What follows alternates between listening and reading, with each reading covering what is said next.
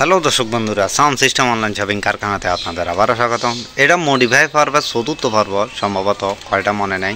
এমনিতে তো শত শত মেশিন আসে, ওগুলা মডিফাই করা হয়, কিন্তু ইউটিউবে ভিডিও দেখি যারা দূরের থেকে বিভিন্ন জেলা থেকে কুরিয়ারের মাধ্যমে আমাদেরকে পাঠায়, আমরা ওইটা যে সময় মডিফাই করি তার কাছে পাঠাই, সেটার একটা করে আপনাদেরকে ভিডিও দেখায় যে দূরের থেকে বসি যে মানুষে মডিফাই করতেছে, এত টাকা খরচ করে ওটাতে কী দেওয়া হইতেছে, কেন দেওয়া হইতেছে, এটা কত টাকা খরচ হচ্ছে ইত্যাদি সমস্যা নিয়ে আপনাদের সাথে আলোচনা করবো। আপনারা চাইলে দূরের থেকে বসে আপনাদের মেশিনগুলা কুরিয়ারের মাধ্যমে আমাদের কাছে পাঠাতে পারবেন।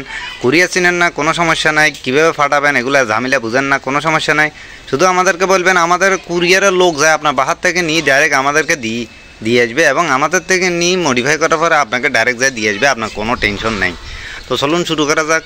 এই যে মেশিন এটা পাঠানো হয়েছে, এটা প্রথমে দেখতে কিছুটা এরকম ছিল, ঠিক আছে।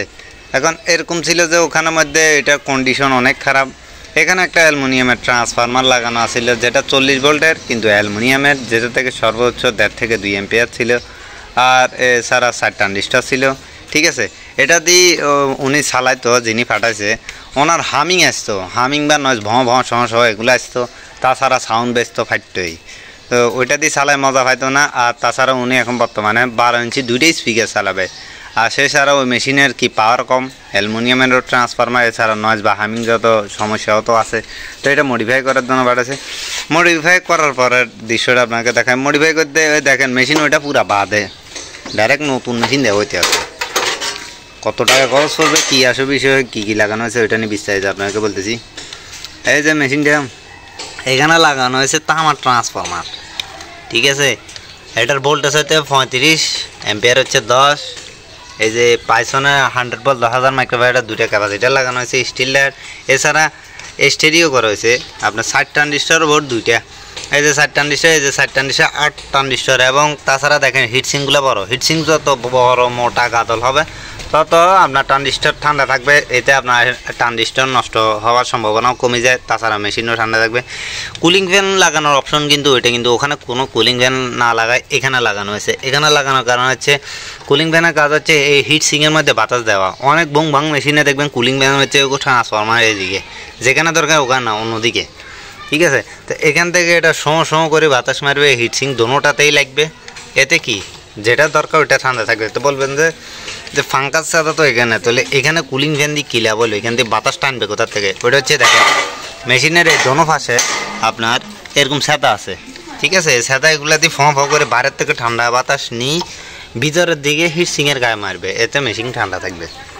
আর গরম বাতাস অপর দিকে বেড টের হয়ে যাবে, সাজা সুজা আছে অনেক কিছু এখানে। তাছাড়া আপনার এই বেস্টন বলেন, লেভেল লাইট, ব্লুটুথ যা আছে সবই নতুন। তো বলে ভাই মডিফাই কী করছেন, এটা তো নতুন মেশিন এনে দিতেছেন।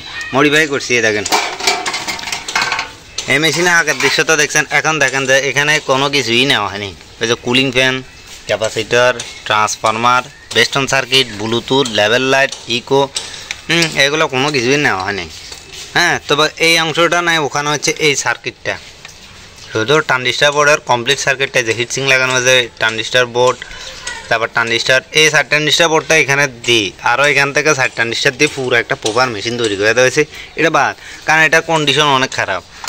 এখানে ক্যাপাসিটারটা দেখতেছি, আর এখানে এই যে ডায়েটগুলো তেমন ভালো না, ট্রান্সফরমার তো বাদে অ্যালুমিনিয়ামের। আর বেস্টন সার্কিটের কথা বলতে এটা কন্ডিশন অনেক খারাপ, এটাতে আপনার সাউন্ড কোয়ালিটি তেমন ভালো আসে না। আর ইকো সার্কিটে তো লতা মতা সেরে গেছে। আর লেভেল লাইটও দেখলাম এটা লুলুফুন্স হয়ে গেছে।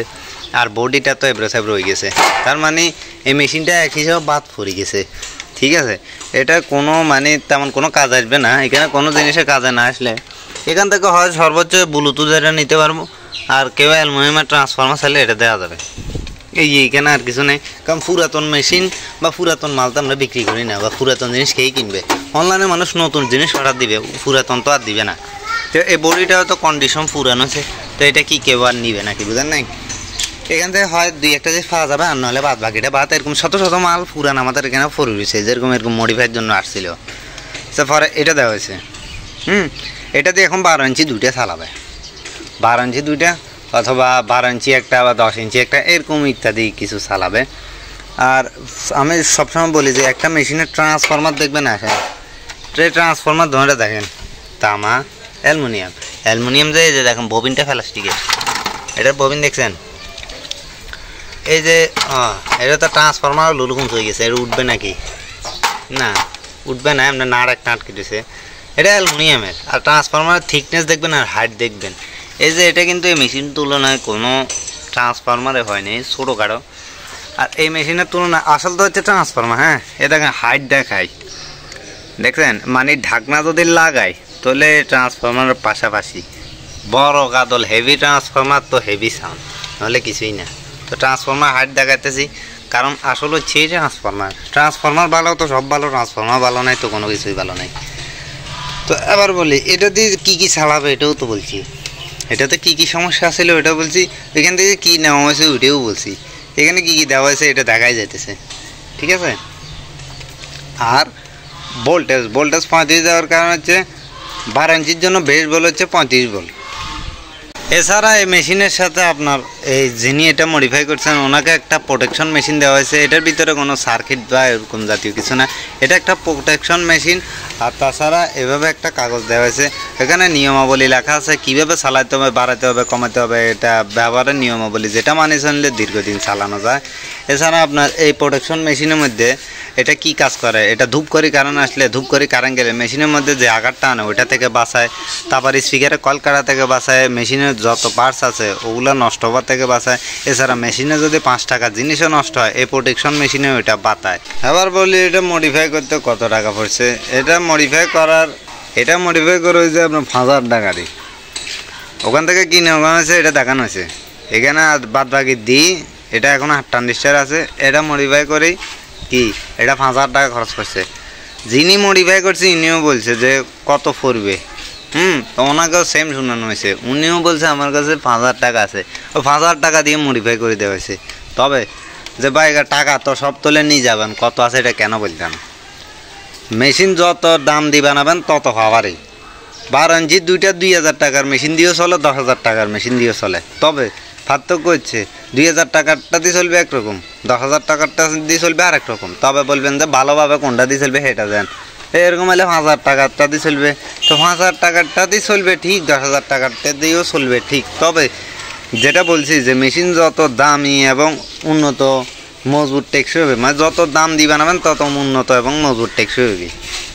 এতে কি আপনার জিনিসটা দীর্ঘস্থায়ী হলো।